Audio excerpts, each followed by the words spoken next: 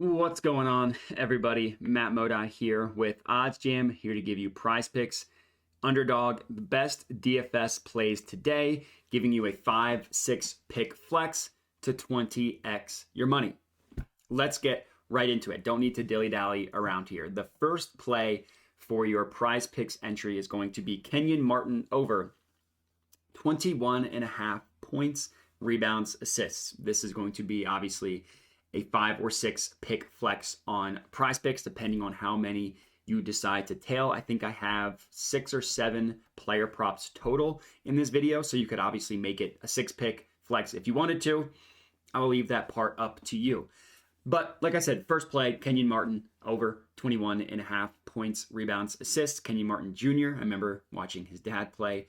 But when it comes to PrizePicks and Underdog, the strategy is really, really different when it comes to actually sports betting.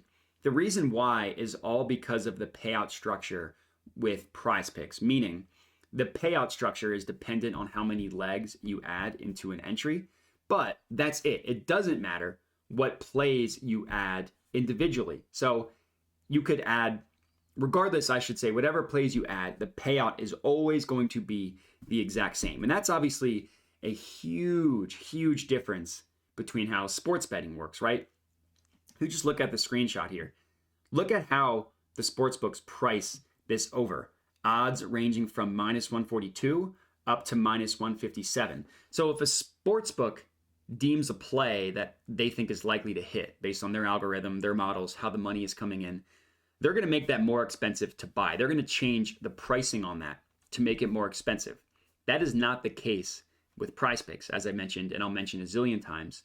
The payouts are the exact same regardless of what plays you add. So if you're looking for plays to add on PrizePicks, you obviously want to look for plays that the sports books are telling you are likely to hit, right? Like if you can take this Kenyon Martin over or the under, right? You don't have to take the over. You can take the under. But look at how every other sportsbook prices it. Regardless of which you think, what you're handicapping, your gut feeling towards a play, the sports books are telling you how likely it is that Kenyon Martin Jr. goes over his 21.5 points, rebounds, assists total.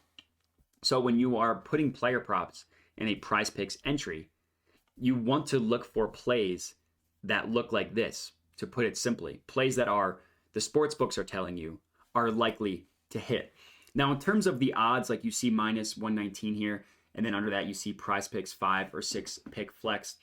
So I have a video out explaining the math behind a 5 or 6 pick flex. All you really need to know is that based on how the payout structure works for 5 and 6 pick flexes, if you back out the odds per individual play, it equates to about -119 per individual leg.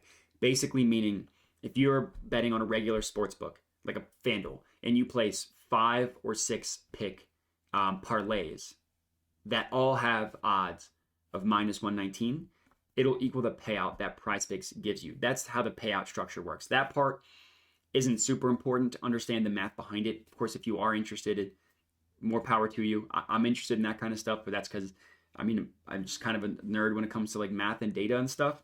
But all you really need to know, again, is that the individual leg equates to about -119. So that's what that means when you see the odds here. So another way to think about this is if you can find player props that have an implied win percentage above -119, that would be profitable, right? That would be positive expected value, which is exactly what we're looking at here.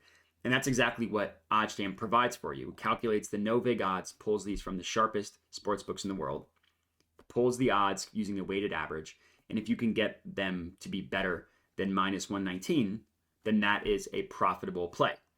That's exactly what we have here. No-vig odds price this at -128. PrizePicks giving it to us the implied odds of -119. Profitability. Play number one. Play number two, this is actually a tennis one, and it starts in a couple hours, so if you aren't able to get this one in on time, I will have more outside of this tennis one.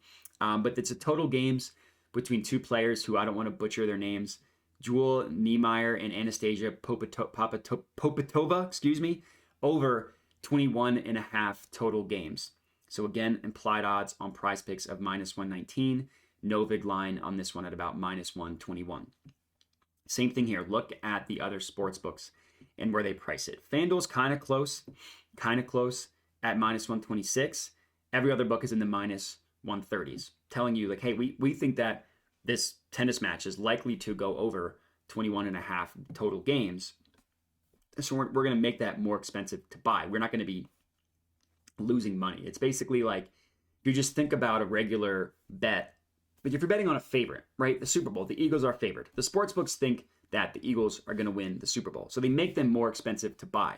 The heavier the favorite, the more likely it is that that bet hits according to the sports books. That's kind of the same thing you need to think about with this. The favorite outcome here by heavy amount is that this goes over 21 and a half games.